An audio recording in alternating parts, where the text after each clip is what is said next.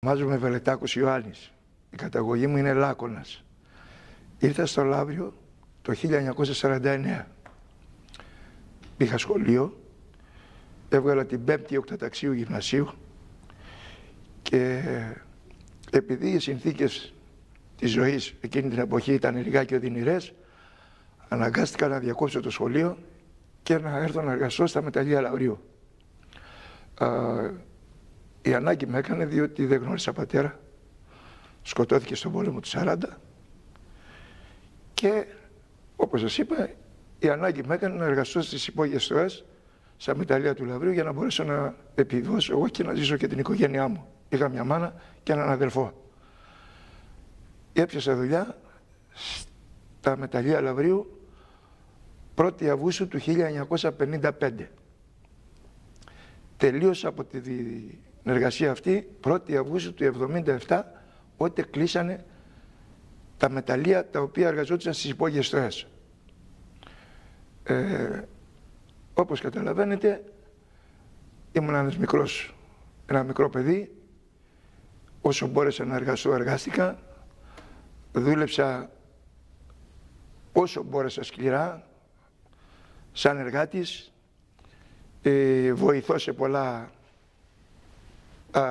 σε πολλές ειδικότητες και τελικά κατάληξα να εργάζομαι σαν ένας τεχνικός των υπογείων έργων και της επιφανείας. Τώρα, εκεί που εργαζόμαστε, βέβαια οι συνθήκες της εργασίας δεν ήταν τόσο ευχάριστες όσο μπορούσαμε να περιμένουμε. Όταν εργαζόμαστε κάτω από 50 ή και 100 μέτρα κάτω από την επιφάνεια της γης και όταν στερείσαι το πολυτιμότερο αγαθό της ζωής σου, τον ήλιο και τον καθαρό αέρα, βέβαια δεν είναι ευχάριστο. Οι δουλειές ήταν βέβαια τέτοιες που μπορούσαμε να αντιμετωπίσουμε όλα τα προβλήματα των υπογείων έργων. Δεν είχαμε πολλά ατυχήματα ή δυστυχήματα να πούμε κανένα, γιατί και το προσωπικό, το εργατοτεχνικό προσωπικό ήταν έμπειρο, αλλά είχαμε και πάρα πολύ καλούς και έμπειρους μηχανικούς, οι οποίοι και αυτοί βέβαια είχαν μια ευθύνη και όσο μπορούσαν να επιβλέψουν τις υπόγειες στοές και τις εγκαταστάσεις που ήταν μέσα, το κάνανε.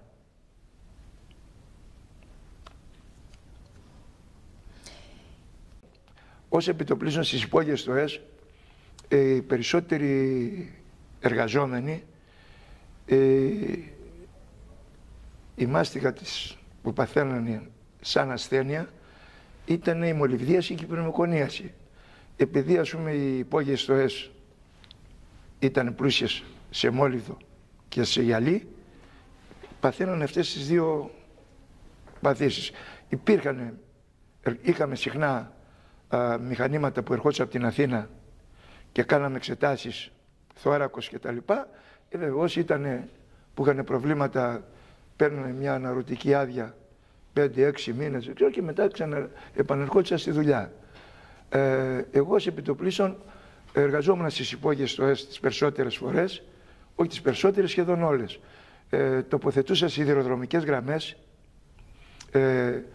υδραυλικές εγκαταστάσεις, σωληνώσεις. Ήμουν επισκευαστής στο ασανσέρ, στα πηγάδια. Στα πηγάδια γενικά η γαλλική εταιρεία είχε 5 πηγάδια. Είχε 2 στην Καμάριζα, στον Άγιο Κωνσταντίνο Καμαρέζης, και 3 είχε στην Πλάκα. Στην Καμάριζα ένα πηγάδι ήταν αυτό το οποίο ήταν και το περιβόητο πηγάδι του Σερπιέρη, ο οποίος, δεν ξέρω αν σας είπανε και άλλοι πιο μπροστά ποιος ήταν αυτός, ήταν ένας έμπειρος μεταλλιολόγος, ο οποίος ανέλαβε τα εξωτερικά μεταλλεία από το Σούνιο μέχρι την Καμάριζα και εκ των υστέρων, αφού είδε ότι το μετάλλευμα είχε αρχίσει να μην τον εσυφέρει, ξεκίνησε και ανάλαβε τις υπόγειες στοές και ξεκίνησε με το πηγάδι αυτό του Σερπιέρη. Αυτό το πηγάδι έχει 5 πατώματα. Λοιπόν, όπως μια πολυκατοικία έχει 5 ορόφους και έχει 5 πατώματα, 5 ακριβώς έχει και το πηγάδι αυτό του Σερπιέρη. Λοιπόν, το μετάλλευμα, η εξαγωγή του μεταλλεύματος γινόταν από το πρώτο, δεύτερο και από το τρίτο. Το δε τέταρτο και το πέμπτο αυτό δεν εργαζόντουσαν, δεν βγάζανε παραγωγή. Η εξαγωγή του μεταλλεύματος, η κάθε στοά, το κάθε πάτωμα είχε μία οριζόντια στοά, τις λέγαμε γαλαρίες, αλλά λέμε στοά, μία οριζόντια στοά, η οποία μπορούσε να ήταν και 500 μέτρα και 600 μέτρα, να πηγαίνει ευθεία γραμμή, βέβαια με κούρβες. Σε αυτή την απόσταση, πάνω από τις στοές, δουλεύαν εργάτες, πάνω από την κεντρική στοά. Το δε μετάλλευμα το ρίχνανε παραπλεύρως από τη στοά σε κάτι πηγάδια, τα οποία τα λέγαμε ή καμινέτα ή λούκια. Και πέρναγε το βαγόνι δίπλα από το ντουβάρι της στοάς και άνοιγε ο εργαζόμενος αυτό το λούκι είχαν ρίξει το μετάλλευμα από την πάνω στοά. Και ανοίγοντας αυτό γεμίζανε τα βαγόνια τα οποία πηγαίνανε στο πηγάδι για να γίνει η εξαγωγή. Η εξαγωγή γινόταν όταν ήταν σε κοντινή απόσταση, πηγαίνανε και τα ρίχνανε οι ίδιοι οι μπαζαδόροι. Αυτοί οι οποίοι γεμίζανε το βαγόνι, το αδειάζανε. Η μεγάλη όμως η διαδρομή γινόταν με μουλάρια. Το κάθε μουλάρι μπορούσε να τραβήξει και 12 και 14 βαγόνια, τα οποία τα έφερνε ακριβώς στο πηγάδι του Σερπιέρι, το οποίο είχε 2 ασαρσέρ, τα οποία εμείς τα λέγαμε φανάρια. Λοιπόν, το ένα πήγαινε στην επιφάνεια γεμάτο, το δε άλλο ερχόταν από την επιφάνεια άδειο. Και αφού έφερνε αυτός αν το πούμε κάπως, ο μουλαριέρης που είχε το μουλάρι και έκανε την εργασία αυτή, ξέζευε το μουλάρι από τη μια πλευρά και έπαιρνε τα άδεια από την άλλη και ξαναπήγαινε στον προορισμό του. Λοιπόν, αυτή η δουλειά γινόταν μέχρι το τέλος της βάρδιας. Όταν έβγαινε η πρώτη βάρδια, αναλάβαινε η δεύτερη και γινόταν ούτω καθεξής αυτή. Εγώ επειδή ας πούμε τις περισσότερες φορές και ιδίως τις χειμερινές περίοδου πάθαινε πολύ μεγάλες ζημιές αυτό το πηγάδι του Σερπιέρι, το οποίο έχει 183 μέτρα. Για να πάμε όμως στο πηγάδι στα 183 μέτρα έπρεπε να φύγουμε με τα πόδια από την επιφάνεια του πηγαδιού αυτού, να πάμε κάτω από τον Άγιο Κωνσταντίνο σε ένα άλλο πηγάδι, το Ηλάριο το οποίο λέγαμε, κατεβαίναμε σε αυτό και μετά πηγαίναμε με τα πόδια φορτωμένοι με τα εργαλεία, σφυριά, κοπίδια, ό,τι χρειαζόμαστε, για να πάμε γύρω στα 3/4 πορεία, να πάμε στο πηγάδι αυτό του Σερπιέρι και να κάνουμε τη δουλειά που χρειαζόταν. Δηλαδή η δουλειά ποιες ήτανε? Ήτανε ότι τα σύρματα με την πάροδο του χρόνου οξυδωνόντουσαν και σπάγανε. Και έπρεπε να πάμε εμείς, να πάμε κάτω στο πηγάδι, εργαζόμαστε. Εκεί δεν παίρναμε ούτε οξυγόνα τίποτα, μόνο με το σφυρί του χεριού και το κοπίδι του χεριού. Κόβαμε τις βίδες, ό,τι ήτανε, και από την επιφάνεια μας κατεβάζανε το άλλο σύρμα, το οποίο καθόμαστε κάτω, φτιάχναμε τη ροδάτζα, την πιάναμε με δαχτυλίδια τα οποία είχαμε φτιάξει πάνω μας στην επιφάνεια για το σύρμα να μην φύγει, και όταν τελείωνε την περνάγαμε κάτω σε δοκάρια τα οποία είχε για να μπορεί να κουρδιστεί το σύρμα, περνάγαμε τους σπύρους, τα φτιάχναμε, βγαίναμε στην επιφάνεια, παίρναμε μέτρα και από το άλλο σύρμα και μας ερχόταν, το ανεβάζαμε πάνω στη γάβρια, περίπου τα 2 μέτρα κάτω. Αυτά τα 2 μέτρα είχε μία βίδα, μεγάλη, πολύ μεγάλο ναμποζόνι, το οποίο όταν πρωτόπιανε είχε και αυτό, ας πούμε, έπαιρνε το κλειδί και έπαιρνε το σύρμα. Αυτό το σύρμα τώρα εμείς για να το φέρουμε, να το κουρδίσουμε, να μπορέσει να μην έχει ελαστικότητα να χτυπήσει το ασαρσέ στα τυχώματα του πηγαδιού, μπορεί να κάναμε και 3 μέρες και 4 ημέρες, 4 άτομα από το πρωί μέχρι το μεσημέρι να σφίγγουμε τη βίδα, να πάρουμε όλα τα μπόσικα πάνω, και αν σε περίπτωση ήταν ακόμα μπόσικα, το πιάναμε με ειδικούς σφιχτήρες κάτω, το ξαναλύναμε και του παίρναμε 5 άλλα μπόσικα και το κοντεύουμε. Οπότε να έρθει το σύρμα να κουρδίσει, να γίνει χορδί, για να μην μπορεί το ασαρσέρ να βρει στα τυχώματα του πηγαδιού. Εγώ, επειδή ας πούμε είχα συνηθίσει πια, με πήρανε και από την Καμάριζα και με πήγανε και στο διπλανό τμήμα της εξορίξεως, στην Πλάκα. Εκεί επισκέβασα άλλα 2 πηγάδια, της Λουίζας και της Κλιβές. Και μετά πήγαμε και κάναμε και μία εγκατάσταση στα Βίλια. Εκεί είχαμε μηχανικό τον κύριο Παπαθανασίου, ένας άνθρωπος, δεν χρειάζεται να του πω να πλάσουμε τα εγκόμια, αλλά ήταν ένας άνθρωπος από τους πιο έμπειρους, αλλά και μπορώ να πω ότι και από τους πιο καλούς ανθρώπους που γνώρισα εγώ τουλάχιστον. Στο πηγάδι αυτό της Καμάριζας είχα κατέβει πολλές φορές,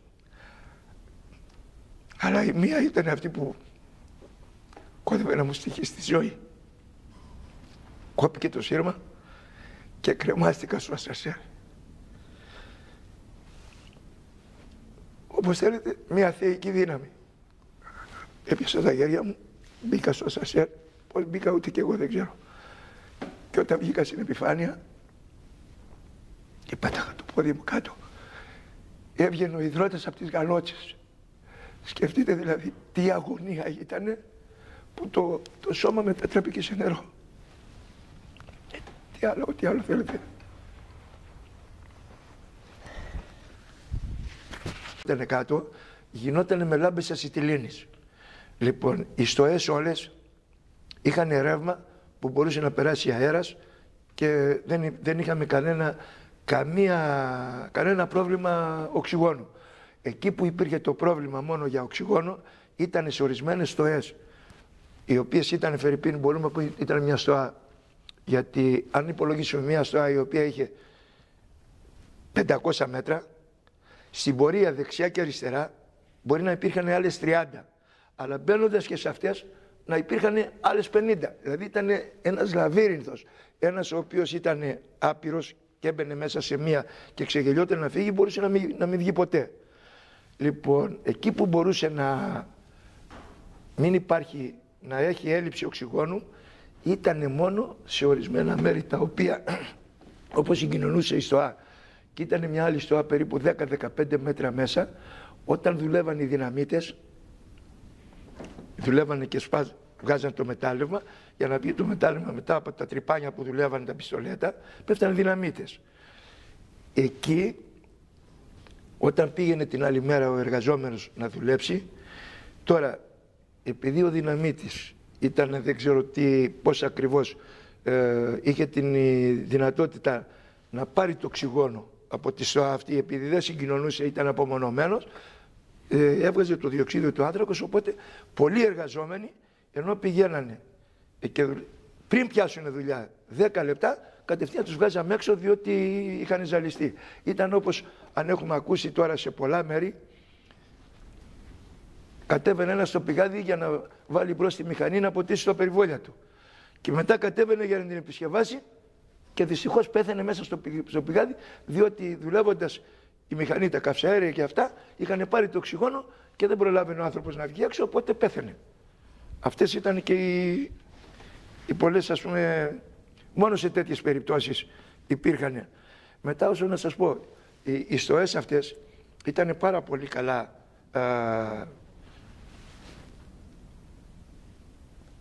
σε περιορισμένο χώρο, δηλαδή αυτοί οι οποίοι πηγαίναν, οι ειδικευμένοι εργάτες, οι οποίοι λεγόταν εμποσκαδόροι ή λεγόντουσαν, ναι, οι εμποσκαδόροι ήταν αυτοί, ή λεγόντουσαν άλλοι ξεσχαρωτές.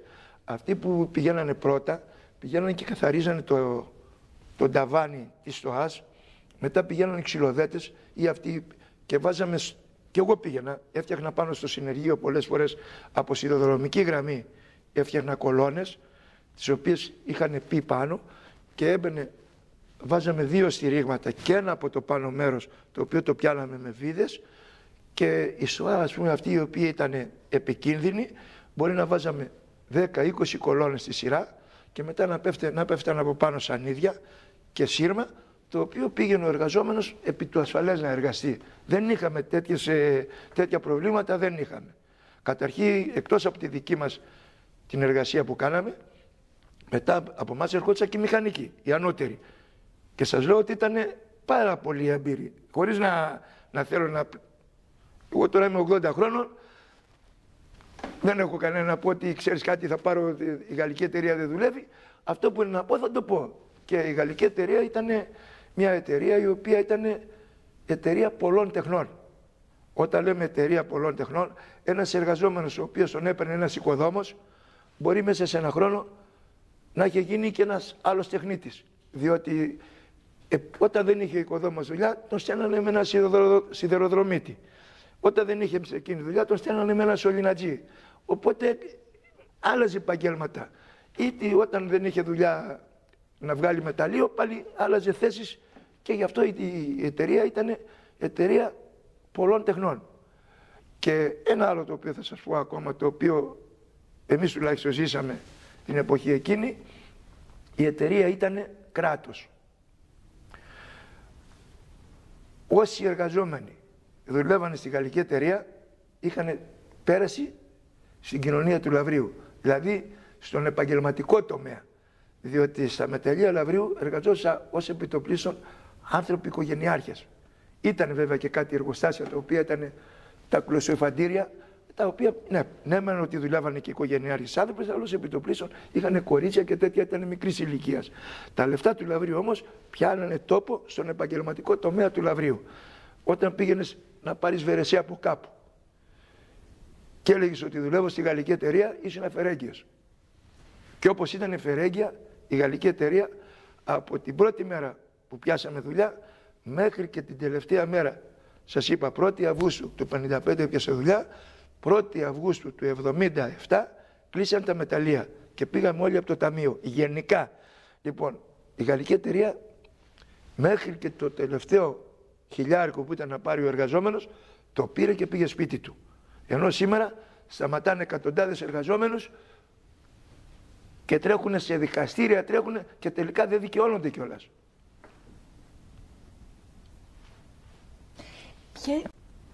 Εγώ είχα πάρα πολλούς φίλους. Ήταν η δουλειά μου τέτοια που όταν πήγαινα στις υπόγειες στοές για να φτιάξω κάτι, επισκέβαζα μέσα στις στοές τα μηχανήματα αυτών που δουλεύανε πιστολέτα. Και οι άνθρωποι αυτοί όταν παίρνανε ένα τέτοιο μηχάνημα, δεν ξέρω αν πήγατε κάτω και σας το δείξω, είναι ένα μηχάνημα το οποίο είναι πάνω από 30 κιλά. Ένα τέτοιο. Για σκεφτείτε τώρα να το πάρει μέσα από την υπόγεια, από τη στοά μέσα, και να το φέρει 200, 300 ή και 500 μέτρα για να το βγάζει στην επιφάνεια, να επισκευαστεί και να το πάρει την άλλη μέρα. Τις περισσότερες φορές πήγαινα και το επισκεύαζα εγώ κάτω και δεν ερχόταν ο άνθρωπος αυτός. Μετά στις σιδηροδρομικές γραμμές, ό,τι μου ζητούσαν μπορούσα και να τους εξυπηρετήσω, και ήμουν ένας από τους πιο αγαπημένους. Όπου και να ρωτήσετε το όνομα Βελετάκος, θα σας πούνε τα καλύτερα λόγια για μένα. Εχθρό δεν είχα κάνει κανέναν. Όλοι ήταν φίλοι μου. Και με τους αμνάμεις και συγκεκριμένα να μας πείτε. Με ανώτερό μου ποτέ δεν είχα φέρει καμία αντιδικία. Διότι όταν μου λέγανε θα πας να κάνεις αυτή τη δουλειά, πήγαινα, την έκανα. Πρώτα έπρεπε να ελέγξω ότι αυτό το οποίο θα φτιάξω θα πάρω τα συγχαρητήρια από τον ανώτερό μου και μετά θα φτιάχνα τη δουλειά. Και οι ανώτεροι μου όταν λέγανε ότι στη στοά Α, ας υπολογίσουμε, ποιος πήγε να κάνει μια εργασία εκεί, πήγε ο Βελετάκος, δεν θα ζυγώσει κανένας. Δηλαδή, παρόλο που σας λέω ήταν επικίνδυνη, την είχα αγαπήσει τόσο πολύ, μου δοθήκανε δουλειές να φύγω, να πάω αλλού. Δεν έφυγα και έμεινα από την αρχή μέχρι το τέλος. Βέβαια ερχόμαστε πάρα πολλές φορές σε αντιδικία με την εργοδότρια εταιρεία. Λοιπόν, άλλες ήταν για να πάρουμε μια μικρή αύξηση, άλλες ήταν γιατί ζητούσαμε η ασιτιλίνη που μας δίνανε τότε, έπρεπε να μας δώσουν φερρυπίν 2 κιλά, μας δίνανε ένα, την υπόλοιπη την αγοράζαμε. Τώρα οι απεργίες για μας, άλλες λέγαμε ότι ήταν εντάξει, για την εργοδοσία μπορεί να μην ήταν. Δεν είχαμε όμως, είχαμε κάνει και απεργίες γερές. Κάναμε απεργία η οποία κράτησε περίπου 75 μέρες. Μεγάλη απεργία. Και άλλη απεργία κάνανε, οι απεργίες τότε όταν γινόντουσαν, δεν γινόντουσαν για πλάκα, να πούμε ότι πήγαμε να κάνουμε 2 μέρες απεργία.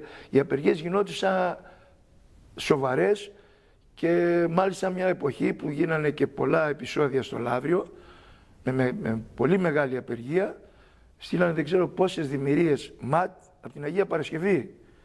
Έγινε, μπορεί να σας πω ότι έπεσε και πολύ μεγάλος ξυλοδαρμός στο Θωρικό. Μας σταματήσαν εκεί γιατί πηγαίναμε στην Αθήνα. Φάγαμε ξυλό όλοι με τα λωρίκι και αναγκαστικά φύγαμε, ήρθαμε στο Λαύριο και κλειστήκαμε στην εργατική εστία. Από εκεί βέβαια είναι σαν να μπήκαμε στο κλουβί να παραδοθούμε. Και ήρθε ένας ταξίαρχος, ο οποίος ήταν στη διοίκηση Αγίας Παρασκευής, βγήκε πάνω, μας ορκίστηκε ο άνθρωπος αυτός στη στρατιωτική του τιμή, ότι να φύγουμε ήσυχα από την εργατική εστία και δεν πρόκειται να πειραχτεί κανένας. Και πραγματικά φύγαμε και μετά όμως γίνανε και άλλες απεργίες με του Καρέλα. Η αστυνομία ήταν συχνά, το Λαύριο ήταν μισαφύρης. Θυμάστε τα αιτήματά σας τότε? Τώρα, πολλά αιτήματα ήταν γιατί σταματάγανε κάποιον εργάτη. Τώρα, ή καλός ή κακός, ή καλός ήταν ο εργάτης.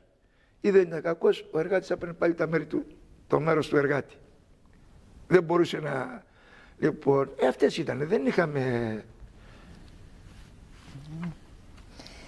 Εσείς... Εγώ όταν ήρθα στο Λαύριο, μείναμε σε ένα σπίτι ξένο. Καταρχήν φιλοξενήθηκα από μια θεία μου. Λοιπόν, μετά μείναμε σε ένα σπίτι ξένο. Όπως σας είπα, είχα μια μάνα άρρωστη και έναν αδελφό. Έκανα ό,τι δουλειές μπορούσε για να μπορέσουμε να επιβιώσουμε. Όταν έπιασα δουλειά στη Γαλλία, πήγα μέχρι την Πέμπτη οκτωταξίου, δεν είχα τις δυνάμεις όπως το είπα και πιο μπροστά και αναγκάστηκα να φύγω και στη γαλλική εταιρεία με έβαλε ένας δάσκαλος ο οποίος είχα στο δημοτικό. Γιατί και τότε, την εποχή ιδίως αυτή, για να πιάσεις δουλειά σε οποιοδήποτε εργοστάσιο έπρεπε να είχες κάποιο μέσο. Δηλαδή έπρεπε να είχες κάποιο βουλευτή ή να ήσουν ένας καλός ποδοσφαιριστής. Φροντίζανε, μα έπαιζες μπάλα και οι περισσότεροι εργάτες που δουλεύανε στις υπόγειες σας παίζανε μπάλα σε ομάδες του Λαυρίου.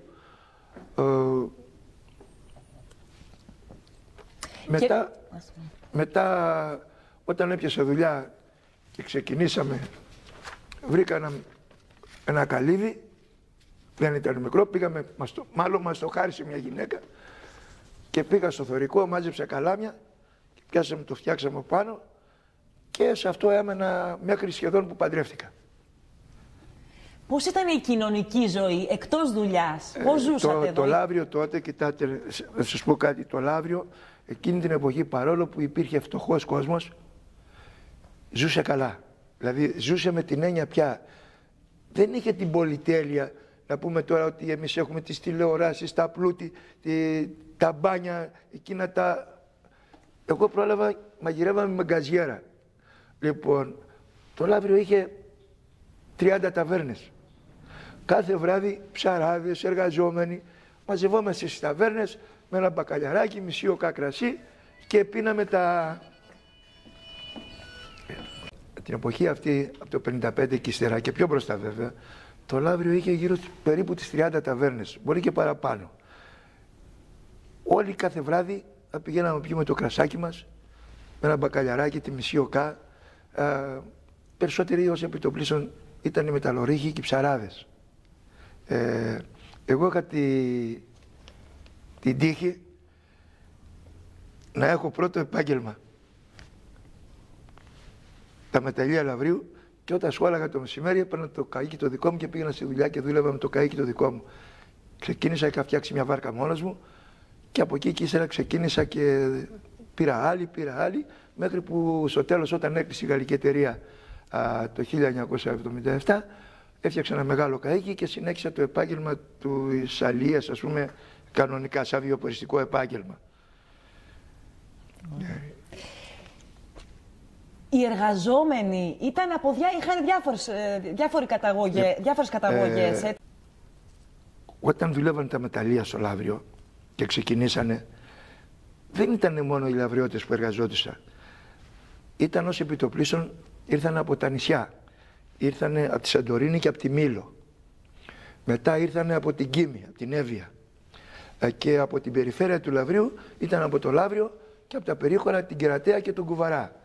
Λοιπόν, και τότε βέβαια μιλάμε για την τωρινή εποχή, αλλά και για την τότε εποχή, αυτοί που ερχόντουσαν δεν ήταν όπως ήταν οι σύγχρονοι που πήγαμε εμείς Φερρυπίν μετά το 50, ας υπολογίσουμε.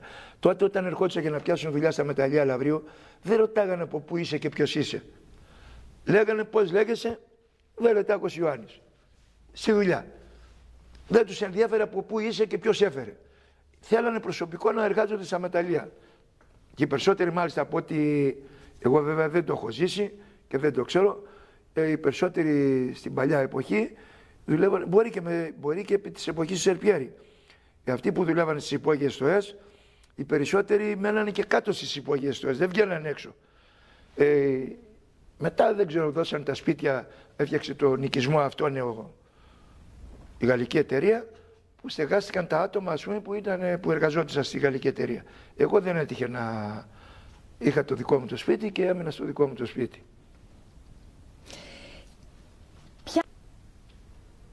Οι νέοι της εποχής σήμερα δεν μπορούμε να τους συγκρίνουμε με την εποχή τη δική μας. Εμείς επειδή πεινάγαμε, αγωνιζόμαστε για να ζήσουμε.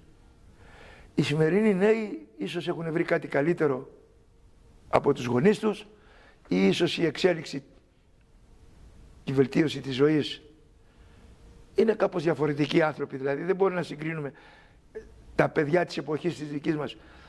Εμείς είχαμε ένα ζευγάρι παπούτσια το χρόνο και μπορεί να το πηγαίναμε στο τζαγκάρι να το σωλιάσει και 3 φορές για να το φορέσουμε.